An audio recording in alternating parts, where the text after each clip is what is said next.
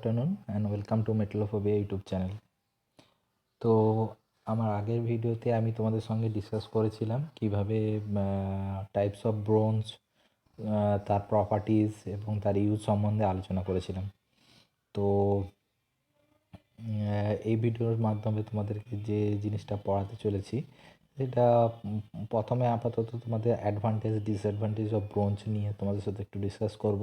তারপর হচ্ছে ডিসকাস করব কিভাবে আমরা খুব ইজিলি কপার এসএন ডায়াগ্রামকে বানাতে পারবো সেটা দেখব। তো চলো, প্রথম যেটা হচ্ছে রয়েছে advantage and disadvantage of bronze. দেখো, ব্রোঞ্জ হলো একটা অ্যালয় কপারের।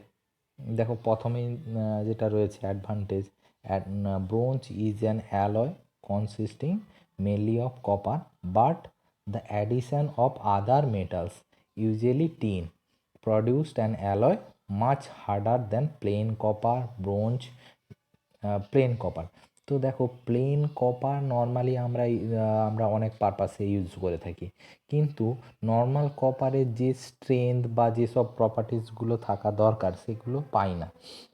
তাই আমরা তার strength, wear resistance, fatigue resistance এসবগুলোকে বাড়ানোর জন্য আমরা সেটাকে অ্যালয়ে কনভার্ট করেছি, কপারের সঙ্গে অ্যাড করেছি টিন এবং আলাদা রকম আলাদা মেটাল আমরা ইউজ করে ব্রোঞ্জ মেটাল বা।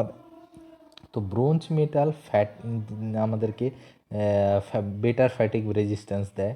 দেখো আর কি বলেছে, conduct heat and electricity better than most still.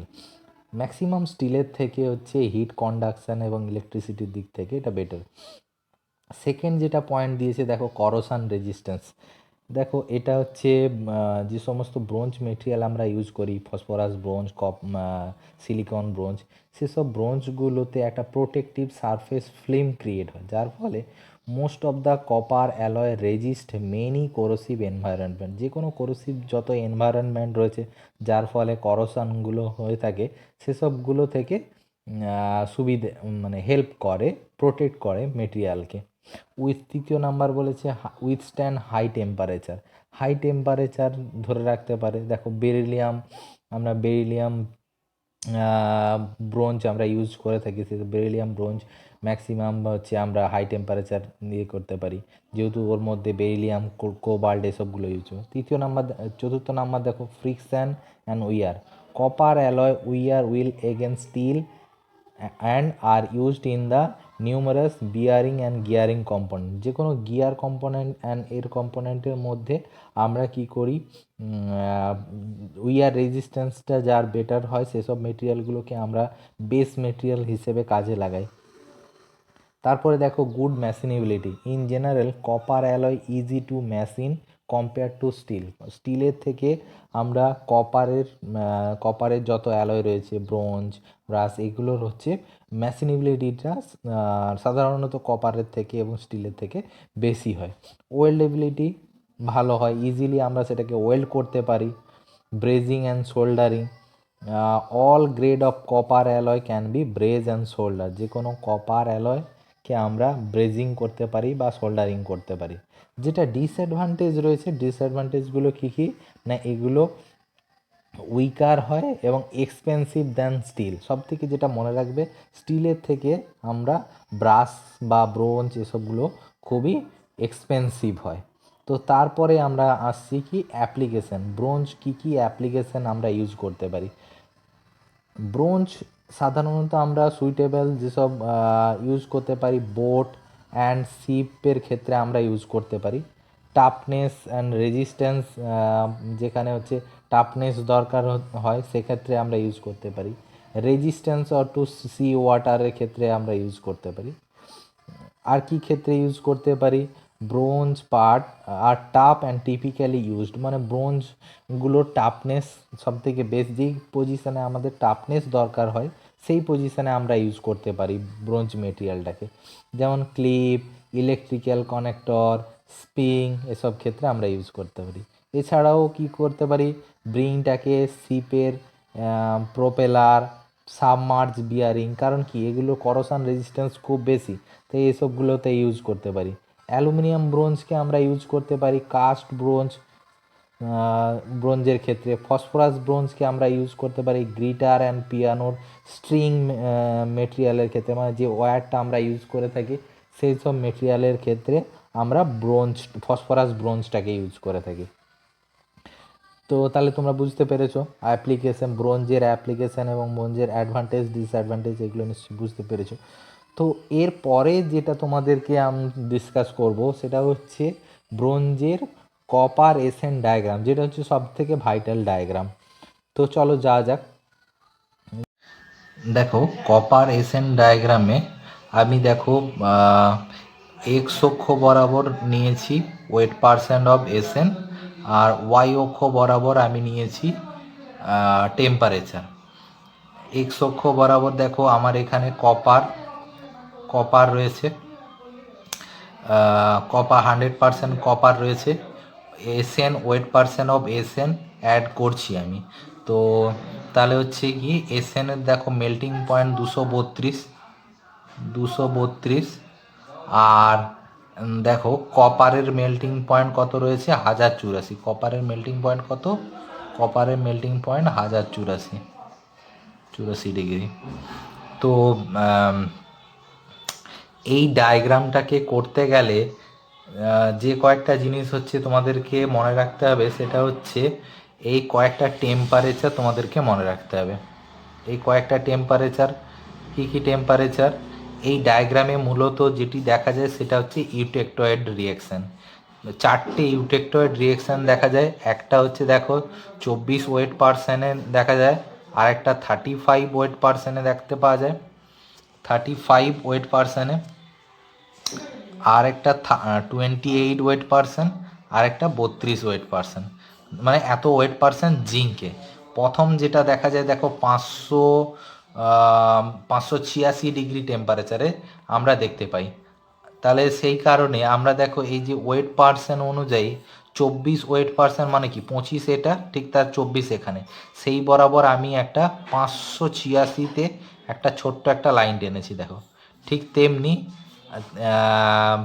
তারপরেটা দেখো 35 ডিগ্রি ওয়েট পার্সেন্ট, 35 ডিগ্রি মানে এখানে তার ওয়েট পার্সেন্ট বরাবর রয়েছে দেখো দেখো 580তে একটা লাইন টেনেছি ছোট্ট। আর তারপরে দেখো 520তে রয়েছে 28 ডিগ্রি 28-এ, তার মানে এখানে ঠিক সেই বরাবর আমরা একটা ছোট্ট লাইন টেনেছি। তারপরে আবার দেখো 350-এ 32 ওয়েট পার্সেন্ট, 32 ওয়েট পার্সেন্টে একটা ছোট লাইন টেনেছি। ঠিক এই যে চারটে ছোট ছোট লাইন যেমন রয়েছে, ঠিক তেমনি আমাদেরকে মনে রাখতে হবে এই কয়েকটা টেম্পারেচার: 798, 755, 640, 232 আর 415। এই কয়েকটা টেম্পারেচার যদি মনে রাখতে পারো তোমরা, তোমাদের এই ডায়াগ্রাম তৈরি করার কোনো অসুবিধা হবে না। দেখো 798 ডিগ্রি টেম্পারেচার মানে কি এইটা এই থেকে, তাহলে আমি ওই পয়েন্টে 18 ওয়েট পার্সেন্ট থেকে 30 ওয়েট পার্সেন্ট পর্যন্ত একটা হরাইজন্টাল লাইন টেনেছি। দেখো 18 থেকে 30 মানে 18 ওয়েট পার্সেন্ট থেকে 30 ওয়েট পার্সেন্ট পর্যন্ত।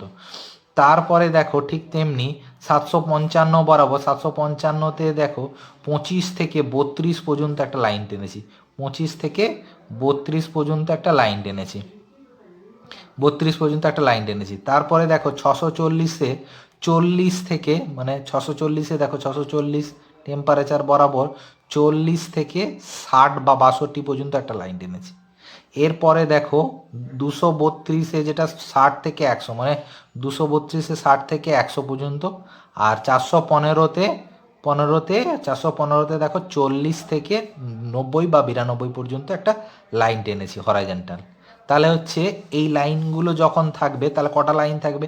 এই লাইন থাকবে, এই লাইনটা থাকবে, এই লাইনটা থাকবে, এটা থাকবে, এই লাইনটা থাকবে। তখনও কিন্তু আমি এই উপরেরটা অ্যাড করিনি।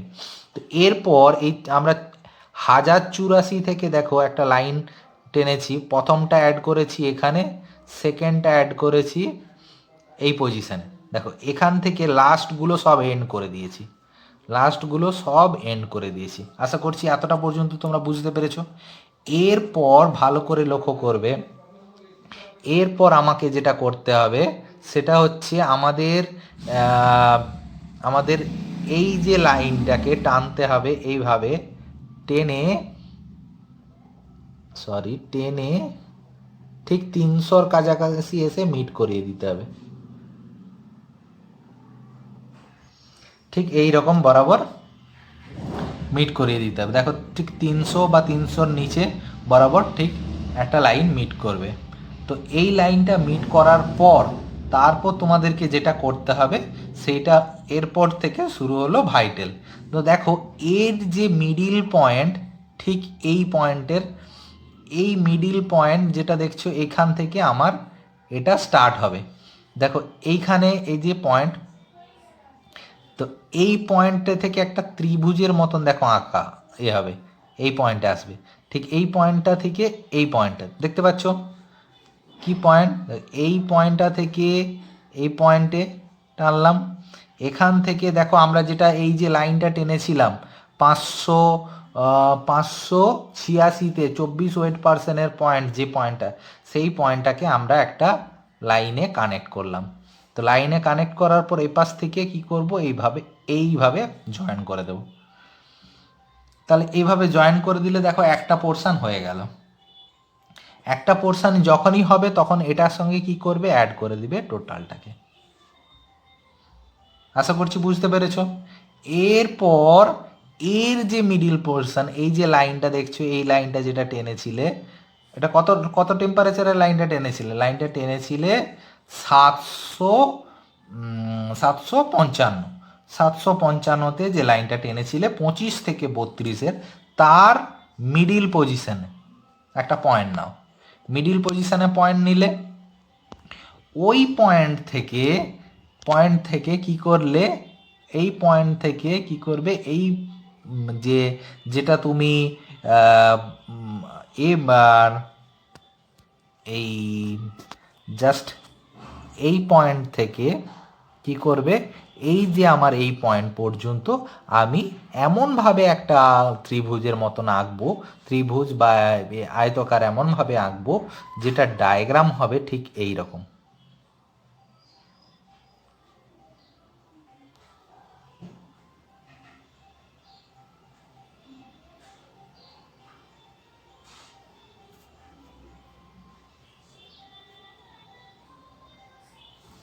দেখতে পাচ্ছ আশা করছি। এইভাবে একটা ডায়াগ্রাম আঁকবো। তাহলে আমার দেখো দুটো পয়েন্ট হলো, এই পয়েন্ট একটা হয়েছে আর এই পয়েন্ট একটা হলো। ঠিক আছে, এই দুটো পয়েন্ট হচ্ছে ইউটেকটয়েড পয়েন্ট। এই দুটো পয়েন্ট হলো আমার ইউটেকটয়েড পয়েন্ট। এই দুটো পয়েন্ট, এবার এই পয়েন্টটাকে আমি অ্যাটাচ করে দেব এর সঙ্গে, এই লাইনের সঙ্গে আমি অ্যাটাচ করে দেব। ঠিক আছে, আচ্ছা আশা করছি বুঝতে পেরেছো এতটা পর্যন্ত। এরপর আমাকে যে লাইনটা টানতে হবে সেটা ঠিক এই বরাবর এখানে কি করব, একটা ত্রিভুজ, ছোট্ট একটা ত্রিভুজ আঁকবো। এই বরাবর একটা ছোট্ট ত্রিভুজ আঁকলাম। ত্রিভুজ আঁকার পর এই ঠিক দেখো 40 বরাবর রয়েছে, 40 বরাবর একটা লাইন টেনে দেব। ঠিক এটাও ঠিক তেমনি 40 বরাবর একটা লাইন টানবো।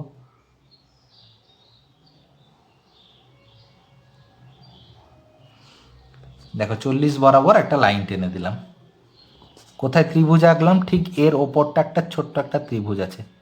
এর এই বরাবর একটা, দেখো ভালো করে দেখো, এই বরাবর একটা ছোট্ট ত্রিভুজ আছে, দেখতে পেয়েছো? ঠিক তেমনি এখানেও একটা এই বরাবর, তাহলে আমি এটাকে যোগ করে দেবো, লাইনটাকে এই বরাবর যোগ করে দেব। যোগ করে দেওয়ার পর এইখান থেকে একটা ত্রিভুজ এমনভাবে এঁকে দেবো, এইরকম করে ত্রিভুজ বা আকৃতির একটা এঁকে দেব।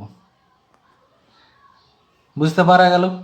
আচ্ছা, এখান থেকে ঠিক এটাকে আবার যোগ করে দেব, আর ঠিক এই সাইড থেকে এ পাশটা যোগ করে দেব। দেখো কোথায় কোথায় যোগ করলাম, এ পাশ থেকে এটাকে যোগ করলাম, এখান থেকে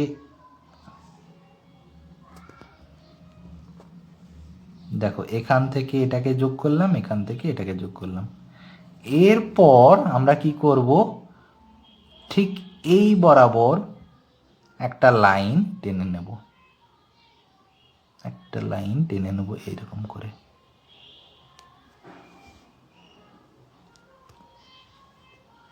দিয়ে সেটাকে এই পর্যন্ত লাইনটাকে টানবো।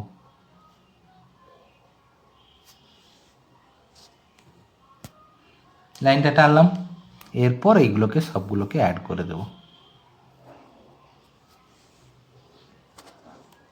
সবগুলোকে অ্যাড করে দিলাম। ঠিক এটা যেমন হয়েছে, ঠিক এই 60 বরাবর একটা লাইন টানবো।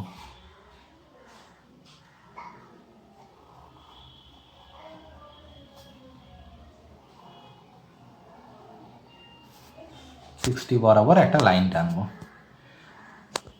দেখো এই যে লাইনটা টানলাম, এইটি হলো টোটাল আমার কপার এসএন ডায়াগ্রাম। এরপর দেখো তোমাদেরকে এগুলো করছি। দেখো এটা হচ্ছে আমার আলফা, এটা আমার লিকুইড। তাহলে এটা লিকুইড হলে এটা আলফা প্লাস লিকুইড।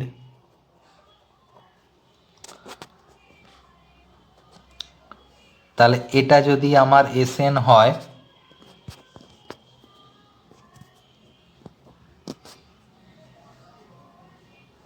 তাহলে দেখো এই যে যে ঘরগুলো প্রথমে যেগুলো ঘরগুলো তৈরি হয়েছে, সেই ঘরগুলো সবগুলো আলাদা আলাদা এক একটা ইন্টারমিডিয়েট ফেজ। একটা ইন্টারমিডিয়েট ফেজ কীরকম হবে, এটা হচ্ছে বিটা, এটা গামা, তারপরে যেটা হবে এটা হবে ডেল্টা, এটা হবে ইটা, আর এটা হবে নিটা। তাহলে হচ্ছে কি, এটা গামা। ঠিক আছে, তো এই পয়েন্টগুলো আমার, এই 4টে পয়েন্ট যেটা দেখো আমি গোল গোল করে দাগ দিলাম, এই 4টে পয়েন্ট হচ্ছে আমার আমার ইউটেক্টয়েড পয়েন্ট। তো ইউটেক্টয়েড রিঅ্যাকশানটা কি হয়, যে কোনো একটা সলিড থেকে আরেকটা তাহলে দেখো এইখানে যদি বিটা হয় আর এটা যদি গামা হয়, এই পজিশনটাকে কি বলবো, আলফা প্লাস গামা। আবার ঠিক এইটা যদি গামা হয়, এটা যদি আলফা, এটা কি হবে, এটা ডেল্টা হবে। ঠিক এটা যদি ইটা হয়, এটা কি হবে, আলফা প্লাস ইটা, যেহেতু এটা ইটা আছে। ঠিক আছে, তো এটা কি হবে, এটা কি হবে, এটা হচ্ছে এই পজিশনটা হবে ইটা প্লাস নিটা। তেমনি উপরটা এই সাইডটা থেকে যদি আমি দেখি, এটা যদি লিকুইড হয়, তাহলে এটা ইটা আছে, তাহলে এটা ইটা প্লাস লিকুইড। তাহলে এটা যদি, এটাই নিটা, আর এ পাশটা যদি লিকুইড, তাহলে এই অংশটা কি হবে, নিটা প্লাস লিকুইড। তাহলে এটা যদি এসএন হয়, এটা নিটা ড্যাশ প্লাস এসএন। আচ্ছা, এই হলো আমার ডায়াগ্রাম। এরপর হচ্ছে দেখো 4টে ইউটেক্টয়েড পয়েন্ট। ধরো আমি যে কোনো একটা ইউটেক্টয়েড পয়েন্ট, সাপোজ ধরো 24 ওয়েট%, মানে 24 ওয়েট%-এর 586 ডিগ্রি টেম্পারেচারে, মানে এই যে পয়েন্টটার আমি ইউটেক্টয়েড রিঅ্যাকশানটা আলোচনা করব। এই ইউটেক্টয়েড পয়েন্টটাতে 500 কত, 586। তাহলে এই 586 ডিগ্রি সেন্টিগ্রেডে কি আছে, 24 ওয়েট%, কি SN, 24 degree, 586, 24 degree wait% এসএনে eutectoid রিঅ্যাকশান হচ্ছে। ইউটেক্টয়েড রিঅ্যাকশান কি আছে, আমরা ইউটেক্টয়েড রিঅ্যাকশান কি জানি, একটা সলিড থেকে মানে হিটিং অ্যান্ড কুলিংয়ে কী হবে, আলাদা দুটো সলিড হবে, মানে একটা সলিড থেকে ভেঙে গিয়ে দুটো সলিড। দেখো এখানে ছবিতে দেখো, ভালো করে দেখো, বিটা আমার ফেজ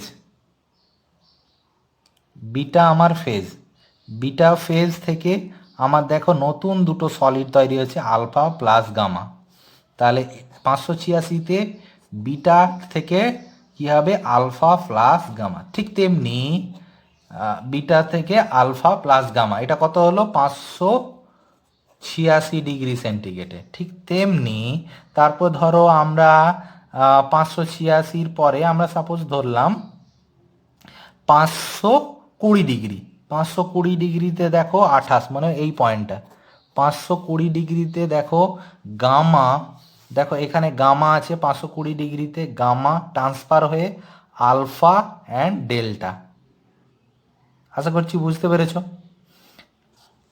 তো এইভাবে দেখো তারপরে যদি আমরা 350-এ যদি আমরা ধরি, 350-এ কি ছিল, 350-এ দেখো ডেল্টা, এটা আমার ডেল্টা, এই জিনিসটা ডেল্টা, ডেল্টা থেকে গামা প্লাস ইটা তৈরি হয়েছে।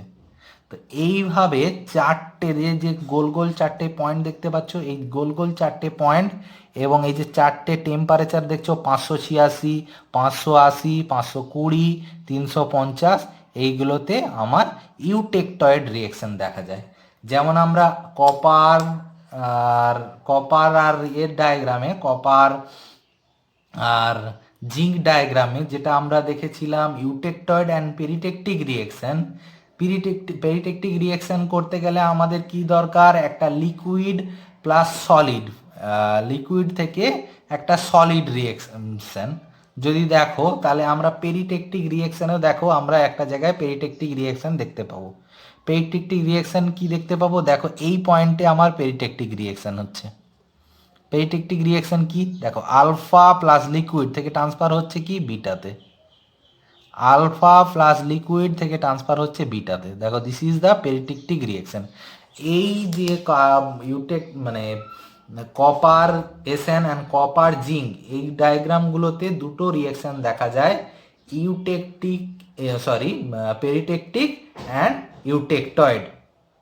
এখানে কিন্তু ইউটেকটিক রিয়েকশন দেখা যায় না। ইউটেকটিকে কি হয়, ইউটেকটিকে একটা লিকুইড থেকে দুটো সলিড, দেখো তো কোথাও হয়েছে কি, একটা লিকুইড থেকে দুটো সলিড, এমন একটা পয়েন্ট 3 পয়েন্ট যেখানে 3টে লাইন যোগ হয়েছে, যেখানে 3টে লাইন মানে 3 ইনভেরিয়েন্ট পয়েন্ট, যার ডিগ্রি অফ ফ্রিডম 0, সেরকম কোনো কি তোমরা দেখতে পাচ্ছ?